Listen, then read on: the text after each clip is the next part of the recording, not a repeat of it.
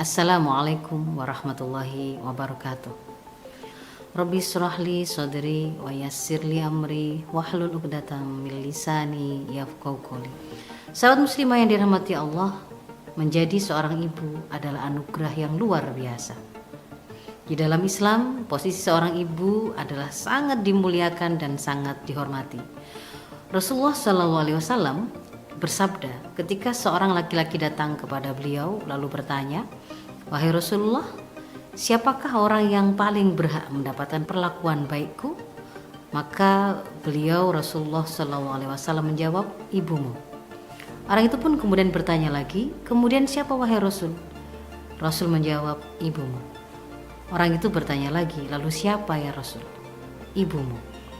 Dan orang itu bertanya lagi, pada keempat kalinya Rasul pun menjawab, "Ayahmu." Hadis riwayat Bukhari Muslim. Dalam hadis yang tadi disampaikan, kita mendapatkan penjelasan betapa Islam memposisikan para ibu dengan posisi yang sangat dimuliakan. Dia berhak mendapatkan perlakuan baik, bahkan menjadi orang yang paling berhak untuk mendapatkan perlakuan baik dari seseorang. Dan penjelasan ataupun kewajiban memperlakukan para ibu termasuk para orang tua dengan baik juga kita dapatkan di dalam Al-Quran surat Luqman ayat 14 ketika Allah berfirman, "A'udzubillahi minasyaitonirrajim, wassaynal insana biwalidayhi," dan telah kami wasiatkan kepada manusia agar berbuat baik kepada kedua orang tuanya. Hamalathu ummuhu wahnan ala wahni wa fisaluhu fi amain, bahwasannya ibu mereka telah mengandungnya dalam keadaan berat dan bertambah berat setiap harinya, dan kemudian menyapihnya dari persusuannya setelah 2 tahun. Dan hendaklah kalian bersyukur kepadaku dan kepada kedua orang tuamu, dan kepadakulah tempat kembalimu. Namun di balik perjalanan seorang ibu yang sangat dimuliakan oleh Islam, tidak kita pungkiri ada banyak pengorbanan yang harus ditempuh dan dibayar oleh seorang ibu. Bahkan pengorbanan yang dilakukannya tidak berawal atau tidak dimulai saat dia menjadi seorang ibu. Ketika seorang perempuan, ketika seorang muslimah bahkan belum menikah, dalam proses bertumbuh kembang dan matangnya organ reproduksinya, dia mengalami yang namanya sebuah proses menstruasi. Ada perubahan-perubahan hormonal yang kadang berpengaruh kepada keoptimalan ataupun kesehatan fisiknya. Ada rasa nyeri, ada rasa lelah, ada rasa lemah, mungkin juga pusing yang harus ditanggung oleh seorang perempuan untuk menjalani takdirnya, qadanya sebagai seorang perempuan dan calon ibu.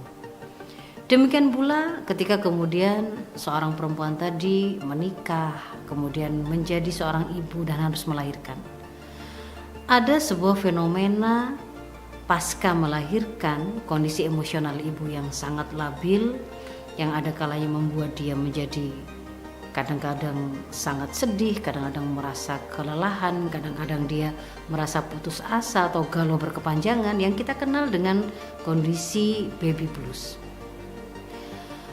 Bagaimana seorang ibu ketika kemudian dia menjadi ibu baru, beradaptasi dengan situasi baru, perubahan fisiknya yang baru, kondisi hormonalnya yang juga baru, tidak pernah ada pengalaman sebelumnya berinteraksi dengan anaknya. Ketika kemudian dia harus banyak berjaga, ketika kemudian dia harus bersabar untuk bisa memberikan ASI-nya, tidak mengerti bahasa anaknya atau bayinya yang kemudian mungkin banyak menangis, tidak kita pungkiri adalah hal-hal yang membutuhkan kesabaran yang ekstra.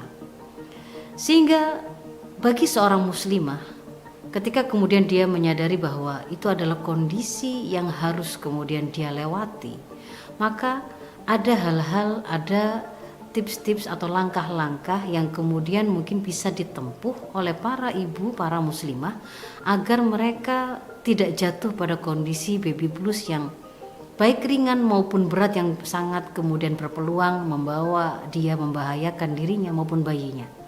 Apa sajakah yang kemudian perlu disiapkan atau dilakukan oleh para ibu ataupun calon ibu agar terhindar dari baby blues ini? Yang pertama tentu saja seorang ibu tadi, seorang muslimah tadi harus terkoneksi dengan zat sang pemilik atau sumber dari segala kekuatan yang ada di dunia ini. Dia harus memiliki relasi yang sangat kuat dengan Allah Subhanahu wa taala. Sehingga yang pertama adalah kokohkan hubungan atau relasi dengan Allah tadi. Keimanan dan ketawakalan seorang muslimah tadi akan menjadi energi luar biasa yang akan senantiasa menguatkan dia dalam keadaan kondisi apapun.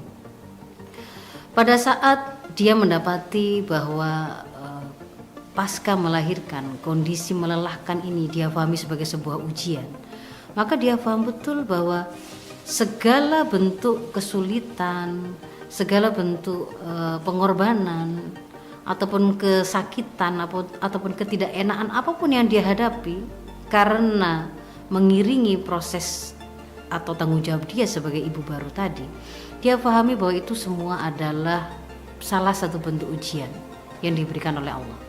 Maka ujian itu siapapun bagi seorang muslim, dia bisa merubah semua ujian tadi itu menjadi kebaikan. Karena Rasul mengabarkan dalam sebuah hadis bahwa setiap perkaranya orang beriman itu bisa menjadi kebaikan bagi dia, dan itulah keajaiban seorang mukmin. Ketika tertimpa padanya suatu hal yang bagi dia menyenangkan atau terasa sebagai nikmat, lalu dia bersyukur, maka itu akan menjadi kebaikan bagi dia. Dan sebaliknya ketika tertimpa atau menimpa pada dirinya sesuatu yang dia rasa sebagai sebuah kesempitan, sebuah kesulitan, sebuah hal yang menantang, lalu dia bersabar, maka itu pun menjadi kebaikan bagi dia. Jadi ternyata sahabat muslimah sekalian, apa yang menimpa kita itu bukanlah yang menentukan akan jadi baik atau buruknya, tetapi pilihan sikap kita itulah yang kemudian akan memastikan apapun yang menimpa kita akan tetap bernilai menjadi kebaikan bagi kita, asalkan penyikapan kita tepat. Menjadi seorang ibu berkesempatan melahirkan, mengurus anak dari saat dia tuh usia 0 hari tidak bisa apapun, itu adalah sebuah kenikmatan maupun ujian. Maka tempatkanlah dia sebagaimana tempatnya. Ketika kita merasakan itu sebagai kenikmatan, kita bersyukur. Ketika kita merasakan ada kesulitan di situ, kita bersabar. Itu langkah yang pertama. Yang kedua, tidak kita pungkiri bahwasannya untuk bisa membuat para ibu itu tetap kuat, dia tentu saja membutuhkan kondisi fisik, mental yang juga kuat. Maka kita mendapati Islam sangat mengajarkan keseimbangan dalam segala aspek kehidupan. Agar seorang ibu tetap sehat, kuat, bugar, maka dia harus menjaga pola makanannya yang sehat, yang bergizi. Dia harus cukup istirahat. Pada waktu misalkan satu saat dia merasa kelelahan, maka jangan ragu-ragu untuk kemudian meminta bantuan kepada orang-orang lain yang di sekitarnya. Dalam hal ini, Islam juga sangat menganjurkan dan memerintahkan kepada para suami agar mereka membantu istri-istrinya sebagai sebuah bentuk perlakuan baik dia kepada istrinya. Dalam hadis riwayat Tirmidzi, Rasul bersabda, sebaik-baik dari kalian itu adalah para suami yang paling baik perlakuannya kepada para istri mereka atau keluarga mereka. Dan Rasul mengatakan bahwa beliau adalah contoh terbaik dalam hal ini, dalam perlakuan baik beliau kepada keluarganya. Dukungan para suami, dukungan keluarga, anggota keluarga lain yang ada di sekitar ibu yang tadi barusan melahirkan, itu sangatlah penting untuk bisa mencegah seorang ibu jatuh ke dalam baby blues. Karena itu jangan ragu-ragu para ibu untuk berkomunikasi dengan pasangan maupun anggota keluarga lain yang ada di sekitar ibu. Itu adalah langkah kedua, menjaga kesehatan fisik dan mental. Lalu yang ketiga, bangun support system yang kuat. Di dalam Islam itu bangunan masyarakat muslim, satu muslim dengan muslim yang lain itu saling menguatkan. Mereka bagaikan satu bangunan yang kokoh. Tidak ada karakter individualis ataupun egois. Maka kita mengenal ada konsep ukhuwah Islamiyah, ada konsep silaturahim. Maka para ibu manfaatkanlah koneksi-koneksi yang Anda punya dengan keluarga yang lain, baik keluarga dekat maupun keluarga jauh. Yang itu dianjurkan dalam bentuk silaturahim. Dengan bergabung dan bertemu dengan komunitas-komunitas keislaman, bertemu dengan para muslimah yang lain, para ibu bisa saling berbagi kesulitan, para ibu bisa saling berbagi kegalauan. Dan di sana mungkin mereka satu sisi bisa meringankan beban, satu sisi bisa mendapatkan solusi yang mereka butuhkan. Jadi membangun support system itu juga bisa menjadi kekuatan lain yang akan mencegah seorang ibu jatuh ke dalam baby blues.